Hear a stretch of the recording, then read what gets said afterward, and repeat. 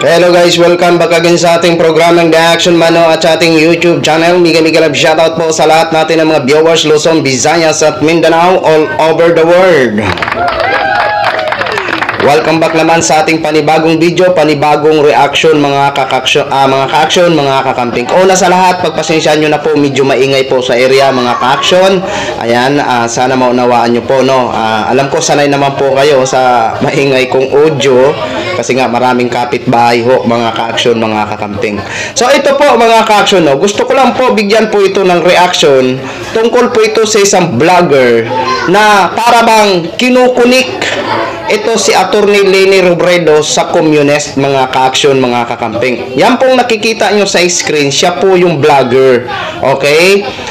Dito kasi mga ka-action, no? Bakit ko ba nasabi na para bang kinukunik niya ito si Attorney Leni Robredo sa communist mga ka-action, mga kakamping? Ito po kasi ang naging basihan niya. Regarding po ito sa impeachment kay Vice President Sara Duterte, ayon sa vlogger na yan, hindi daw siya pro-impeachment, hindi daw rin siya against impeachment mga ka-action, mga kakampeng. Okay? Kumbaga ano lang siya, hindi ko alam kung anong punto talaga niya dito. Pero ang tanong po natin dito, ano ba ang kinalaman ni Attorney Leni Robredo sa mga nangyayari ngayon? So alam naman po natin na sila Franz Castro ang isa sa mga nag-file ng impeachment complaint dito kay Vice President Sara Duterte, at sila Attorney Laila de Lima nag-file din ng complaint for impeachment kay Vice President Sara Duterte.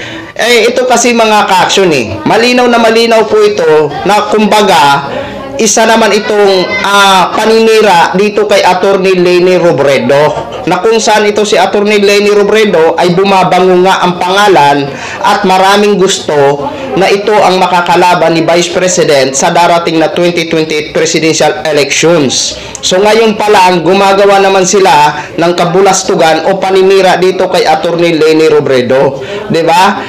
Ito po mga ka-action panoorin po muna natin itong kinuna ng base ng vlogger na ito na nakikita nyo po sa screen. I've said in many of my writings that the National Democratic Front, especially its militant arm, the New People's Army, has been instrumental in many social changes in our country. There may be a difference in ideology and approach, but we are united in one. We are united against the dictatorship. My position is very clear. If we will succeed in overthrowing the dictatorship, we should allow every voice and every idea to ventilate their views in the public market. We should legalize the Communist Party of the Philippines and give them exactly the same forum to expound on their ideas. Narinig nyo? Si Ninoy Aquino po yan, nabubuhay pa siya. No? Sabi niya, we should legalize Communist Party in the Philippines, mga kababayan. Tandaan nyo po yung word na Communist Party, mga kababayan. At bigyan daw po sila ng forum para i-express yung kanilang sariling idea. Huwag niyo pong kalimutan, no? Ulitin ko lang po yung part na yun.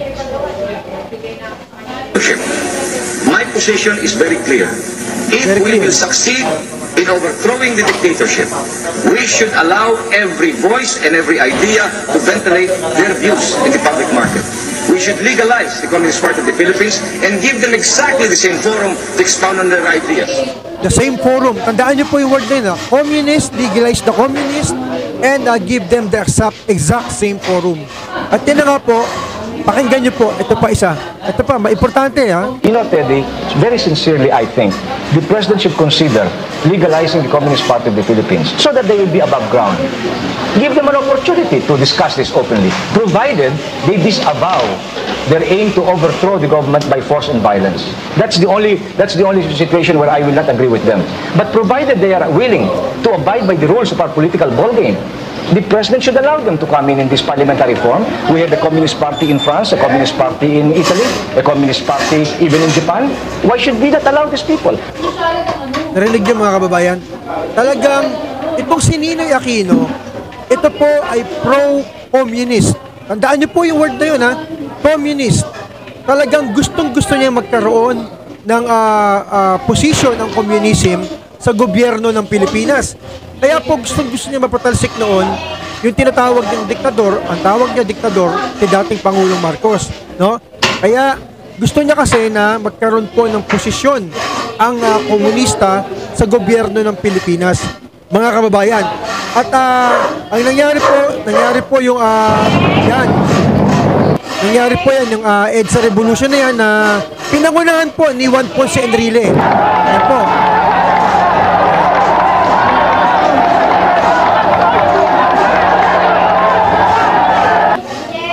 Yan, dyan po makikita nyo na nagwagi ang EDSA Revolution. At ito po ang nangyari sa dati pong presidente ng Pilipinas, si dating Pangulong Ferdinand Marcos Sr.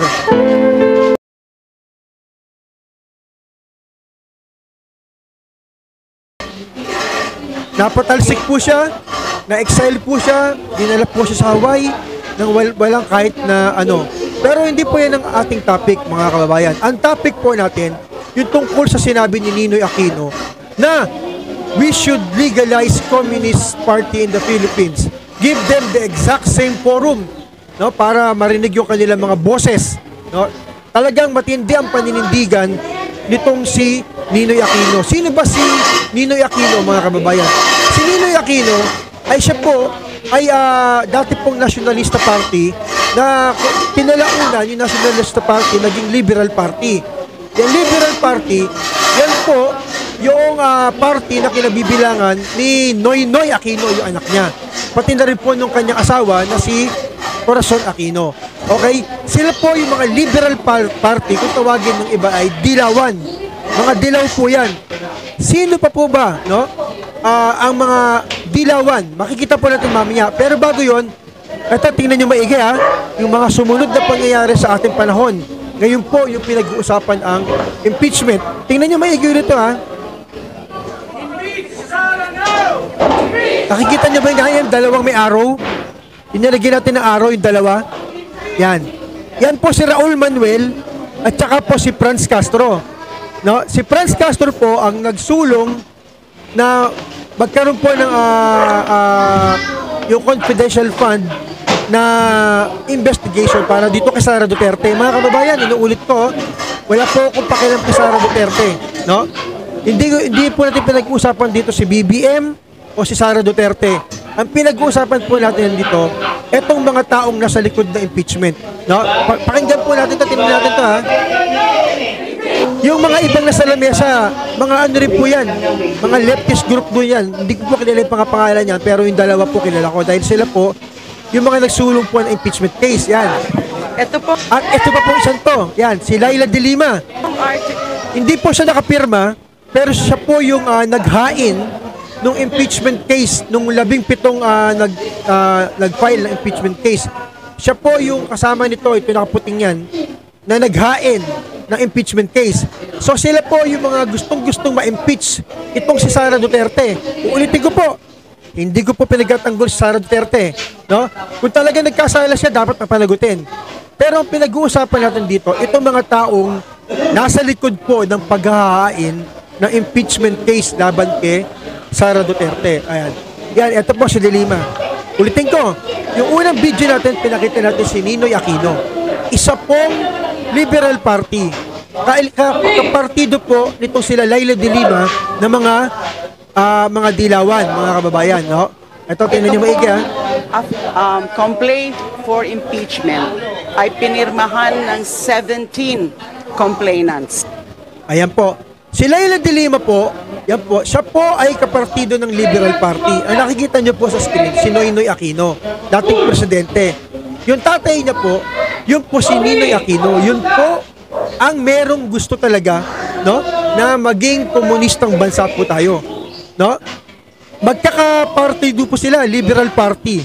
Tuloy po natin to. Ayan. Malinaw na malinaw po yan, ha? Tingnan nyo maigi. Ayan pa. Sino yung mga nakikita nyo dyan? Yan. Si Risa Ontiveros, Lenny Lobredo, Mar Rojas, si Laila de Lima. Puro po yan mga dilawan. Liberal Party po yan mga yan.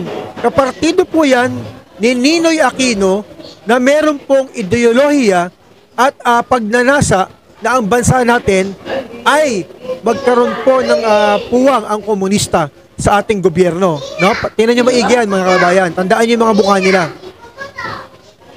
Yan. Ayan pa. Si Leni Robredo na kunwari pink na ngayon pero dilaw pa rin yan. Okay, mga kababayan. So nakita ninyo, yung kaugnayan po nitong si Laila de Lima na isa sa mga gigil na gigil para ma-impeach yung si Sara Duterte. No? Nakita nyo na po yung kanyang kaugnayan sa Liberal Party na kung saan doon din ng partido ni Ninoy Aquino na pro-communism. Gusto nilang maging komunista ang gobyerno, mga kababayan. Sino pa? No? Sino pa po ang mga pro-communist? Magugulat po kayo, baka hindi nyo alam to. Tingnan nyo po. Ayan. Kilala nyo ba yan, mga kababayan? No? Kilala nyo ba yung tao na yan? Yan po si Congressman Paduano. Yan ha. Okay, mga ka-action, hanggang dyan lang muna tayo, mga ka-action. Okay. Kinunan niya ng base ang sinabi ni dating Senador Ninoy Aquino na gawing legalize ang communist dito sa bansa natin. Pero ang tanong, nagawa ba yun? Kahit naging presidente pa si Cory Aquino? Abay, pagkakaalam ko, hindi po nagawa yun. Hindi po nagawa yun. Dahil kung nagawa yun, edi sana lantaran na ang mga communist dito sa bansa natin. Diba? Oh. Ngayon, sinasabi niya, wala daw siya pakialam kay Vice President Sara Duterte, wala daw siya pakialam kay Mr. President Bongbong Marcos, at hindi niya daw pinagtatanggol si Vice President Sara Duterte. Ngayon, ang tanong po natin, perkit ba dating dilaw ito si Attorney Leni Robredo na naging Vice President noong 2016 to 2022? Masasabi na ba natin na ito si Attorney Leni Robredo ay gusto na magiging Communist Party itong bansa natin? Di ba? Naging Vice President lang po siya dahil siya ang naging manok ni Ninoy Aquino noon at naging katandim ni Maruhas. Di ba? So nabigyan siya ng pagkakataon na maging Vice President ng Pilipinas sa ilalim ng mga dilawan. Pero nung panahon naman ng 2022, ano bang ginawa niya? 'Di ba naging independent siya? Kaya nauso ngayon ang kakamping. 'Di ba? Malinaw po dito na panriridtag na naman ito, mga ka-action, mga kakamping. Take note ha, may nakukulong na po sa panriridtag. Isa po ito sa malinaw na anggulo na tinitingnan ko na pilit naman ikinukunik para siraan ito si Attorney Leni Robredo. Kasi alam naman natin na ito ang matunog na magiging kalaban ni Vice President Sara Duterte at ito ang tatalo kay Vice President Sara Duterte. Kaya ito na naman ang kanilang mga estratehiya. Diba? Ang ikukunik. Paalala ko lang po sa vlogger na ito, pag mapanood nyo po ako, pangriridtag na naman tong style mo. Ano ba ang nangyayari kay Badoy, kay Celes?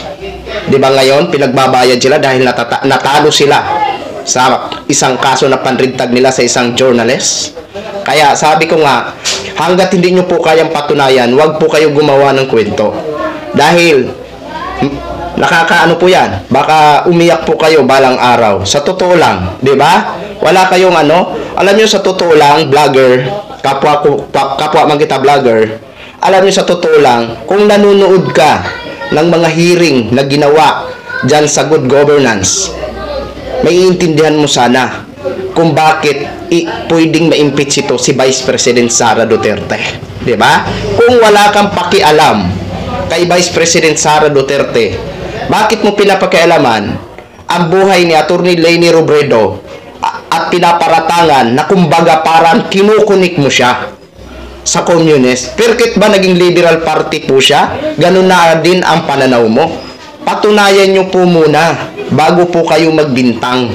Dahil mahirap po ang magbintang na hindi naman katotohanan at hindi mo kaya i-sustain yung binibintang mo sa isang tao dito kay Vice President, kay former Vice President Attorney Leni Robredo. 'Di ba? O, ganun lang po 'yan, kaibigan. 'Di ba? Oh, kung gumawa ka man ng content, laliman mo pa na hindi namang madidibang yung mga sinasabi mo. Kasi ako bilang isang kakamping, talagang didibang po ako sa mga kasinungalingan o gawa-gawang kwento lamang. 'Di ba? Ngayon, kung gusto nyo po, yan, sinasabi nyo si Raul Manuel, si Franz Castro, o bakit hindi po kayo mag-complain? Para mapaalis po sila kung totoo yung mga paratang nyo. 'Di ba? Simple lang. Kaya ito mga ka-action, mga kakamping, ngayon babantayan po natin at maraming salamat po sa nag-send nito. 'Di ba? Wala pong katotohanan yung sinasabi niya na parang kinukunik niya dahil lang sa naging basihan niya sa naging statement ni dating Ninoy Aquino, ni dating Senador Ninoy Aquino. Wala pong katotohanan itong si Atty. Leni Robredo na isa sa mga gusto na maging Communist Party ang bansa natin. Yan lang po mga ka-action, mga kakamping. Muli, pangririntag na naman po ito kung ako, in my own opinion, mga ka-action. Iwan ko lang sa inyo kung ano ang magiging hatol nyo sa kanyang mga sinasabi. 'Di ba? Yan lang po. Muli kong pinapaalala, ang rintag ngayon, ang panrintag, may kulong na po. Kaya, ingat-ingat lang po mga kababayan natin.